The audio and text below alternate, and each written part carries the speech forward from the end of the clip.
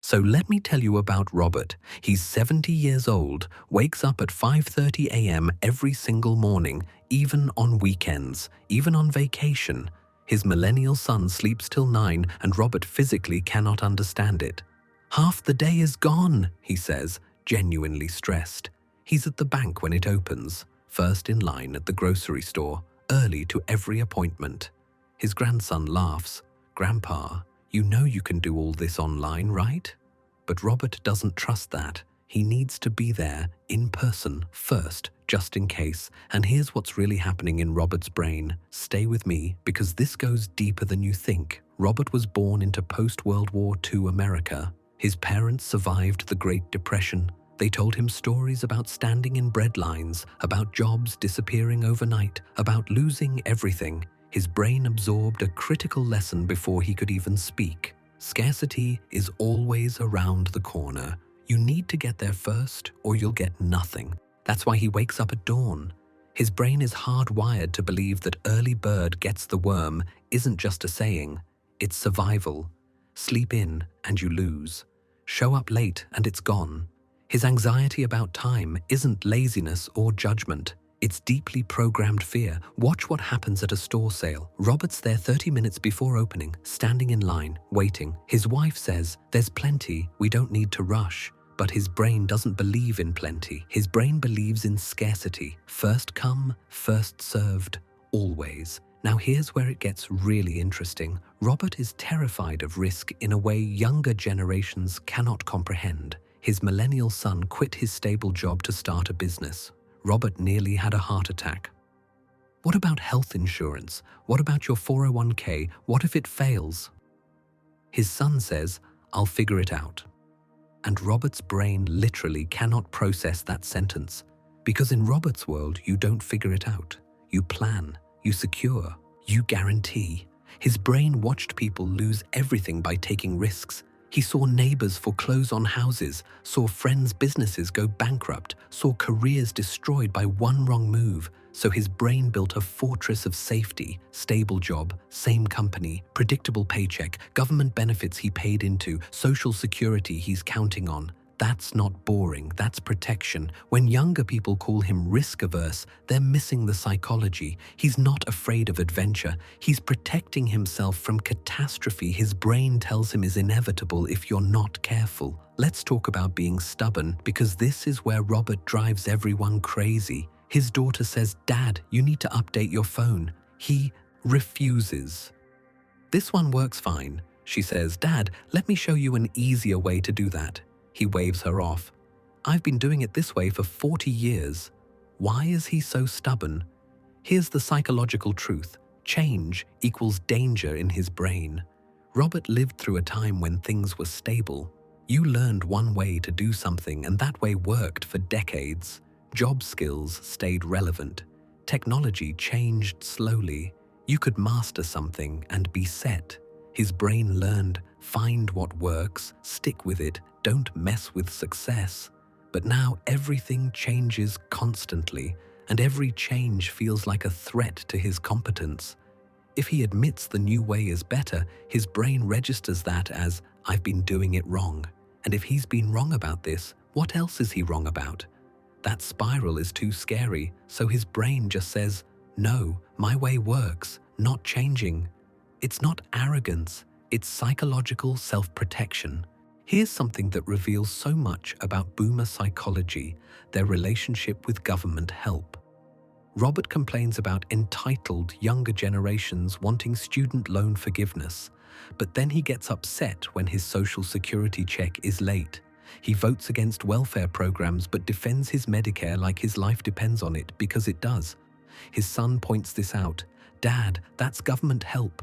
And Robert gets mad. "I paid into that, I earned it." And psychologically, he's not entirely wrong from his perspective. His brain made a deal with the system: work for 40 years, pay your taxes, and the government will take care of you in old age. That was the contract. So when he sees younger people wanting help without working 40 years first, his brain screams, "Unfair." Not because he's heartless, but because he spent decades holding up his end of a bargain. His brain can't separate help I earned through decades of labor from help you need because the system broke. To him, there's a difference. To younger generations, it's all government assistance, and neither can see the other's perspective. Let me tell you about his morning routine because it shows his entire psychology. 5:30 a.m. Alarm goes off. Robert's up immediately. No snooze button. His brain says sleeping in is wasting time and wasted time is lost opportunity. 6:00 a.m. He's reading the newspaper, physical newspaper, delivered to his door. He doesn't trust news on his phone. Too easy to fake, too easy to change. Paper feels real, permanent. 7 a.m. He's at the coffee shop. Same table, same order, same people. His brain craves routine because routine equals predictability equals safety. His grandson lives completely opposite. Wakes up when he feels like it, gets news from TikTok, works from coffee shops all over town, and Robert's brain sees this as chaos, irresponsibility, recipe for disaster. But really, his brain is just applying its own survival rules to a world that doesn't work that way anymore. Here's where Robert really struggles. He's watching everything he believed in crumble. He was promised, work hard, be loyal, retire comfortably. He did exactly that. Worked the same company for 35 years, showed up early, stayed late, never complained, did everything right. Then he watches that same company eliminate pensions for new workers. He sees friends' retirement funds crash in 2008. He realizes Social Security might not be enough. The contract was broken, but not by him.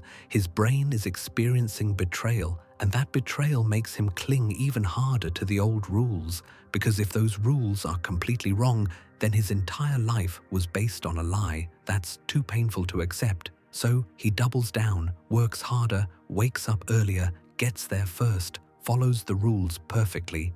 Maybe if he just does it right enough, the system will work like it promised. Now here's the sad part. Robert is desperately waiting for help he's not sure is coming. He paid into Social Security his whole life. He's counting on Medicare. He needs these systems to work because he built his entire retirement plan around them. His brain sees younger people wanting to change these systems and panics. Don't touch my Social Security, because that's his lifeline. He can't afford for it to fail. He can't go back to work. He can't start over. He's trapped depending on government help while simultaneously judging others for needing it. The psychology here is complex. He genuinely believes he earned his benefits through decades of labor. And he did pay in. But his brain can't extend that same grace to others who are struggling in a broken system. Let's talk about his stubbornness with technology, because this goes beyond just being old-fashioned. Robert's grandson says, "Grandpa, just use the app." Robert says no.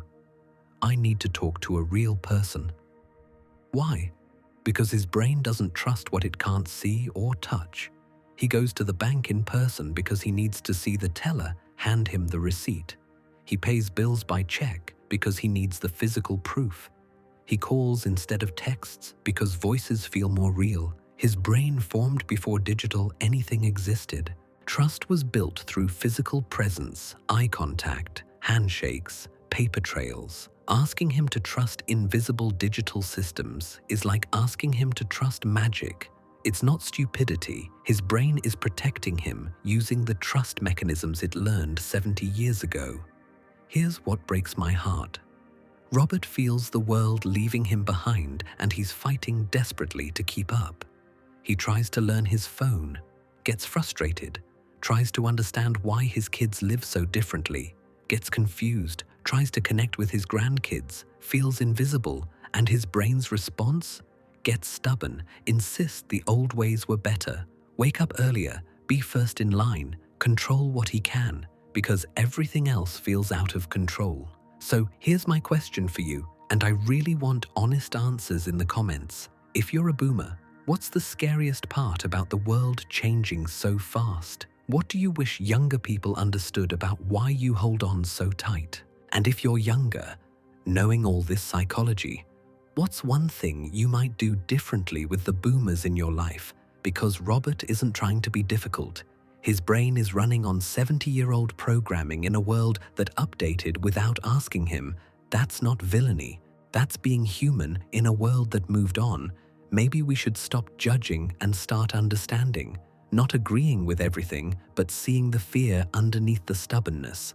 Drop your thoughts below. Let's talk about this honestly, because generational healing starts with compassion, not criticism.